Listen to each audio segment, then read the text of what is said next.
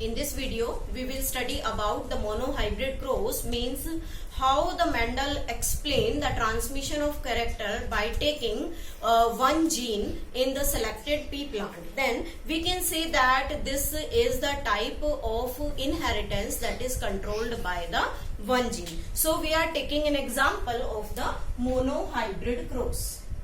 Monohybrid cross. The cross which is made between only one selected character.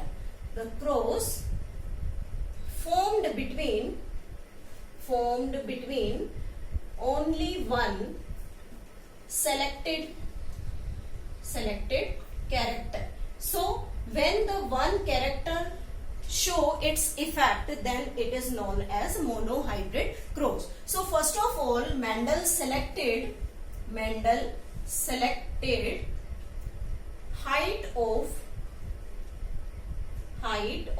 plant, means he selected two different types of plant having one tall height and one dwarf height, and make these plant become unisexual. As we have studied in earlier videos that the pea plant is bisexual, means the pea flower is bisexual, having both stamen as well as carpel on it. So the Mendel made them unisexual by removing from this tall plant, by removing its anther, that is the technique emasculation, and from this dwarf plant by removing the gynoecium, or you can say carpel. So we can say that this tall plant behaves like the female plant because in this only the female part is present, and this dwarf plant is male because only the stamens are present and gynoecium is removed by the Mendel. So we can say that these are the parental character. This is the parental character, and this parental character is controlled by the genes. We can write here is the genotype. So we can take the two genes here, that is the capital T which shows the tall character and small t which shows the dwarf character. Then what will happens during it, there is meiosis takes place, and due to the meiosis they will produce the haploid cells. So two gametes produced here, both gametes carry two alleles in each. Then there is present only small t, single t in single gamete. So these are known as the gametes that is formed due to the process of meiosis. This is the individual plant containing both of the allele, and in this the allele get separated. Then what will happen, means the Mendel crossed these plants by exchange their gametes. So what will happen, this capital T fused with this small t, so the capital T and small t comes together in a single zygote, and with this it also same, that is the capital T and small t formed. This generation is known as F1 generation, and this become the F1 generation genotype. So we can say that by studying this genotype, means these two seeds produced here, Mendel grow them and see the result that these two seeds produce the plant with tall height. So we can write here all plants with tall height.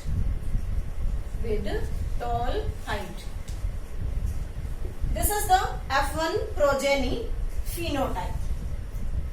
Then after that, the Mendel wants to take an example, or you can say Mendel's show that these plants, whether they are properly dominant or they are recessive, he again selfed these two plants. So we can write here on selfing these plants.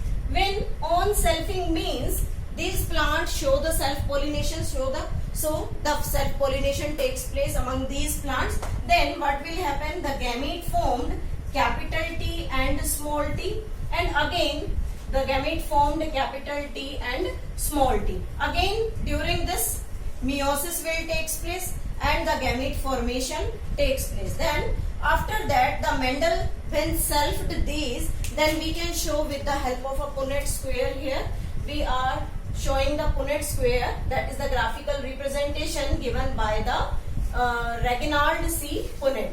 Here we are showing male gamete capital T and small t and female gamete capital T and small t.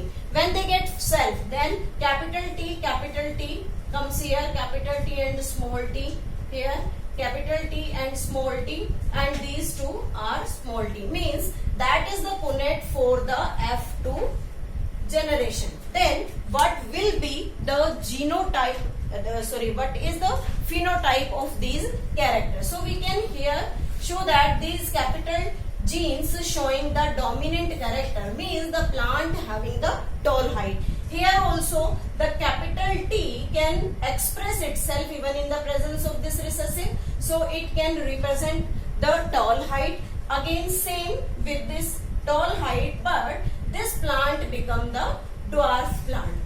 After that, the conclusion formed by the Mendel is there are two different types of ratio. If we take genotypic ratio, then what will happen?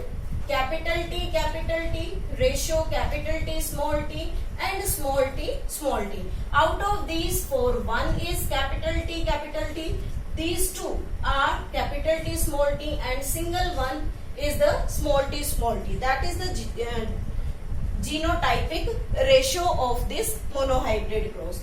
When he made the phenotypic ratio based on the character, then what will happen? Tall is to dwarf plants obtained in it. Then tall 1, 2 and 3. 3 plants were tall and 1 plant is dwarf. That is the phenotypic ratio obtained by the Mendel in its cross. Now after crossing this monohybrid cross, the Mendel reaches to the conclusion. The conclusion first is the paired factor. We can say the postulates of the paired factor means all the characters controlled by a pair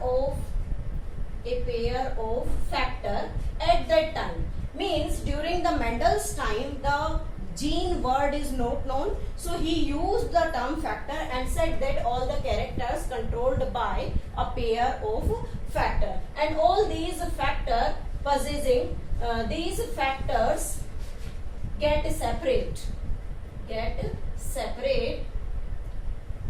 by meiosis. When the gamete formation takes place, they get separate.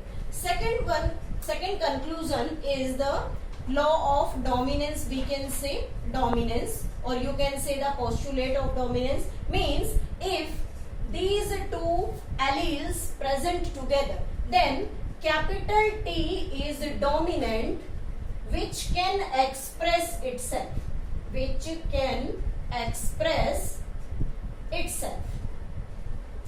in the presence of another allele. And this small t is recessive. Why this become recessive? Because it can't express itself in the presence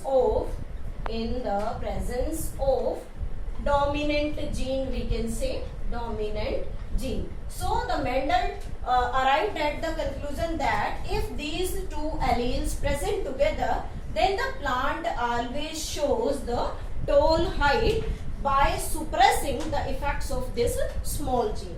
And the third conclusion is the segregation. We can say the postulate of the segregation. Segregation means character controlled by paired factor, and paired factor for that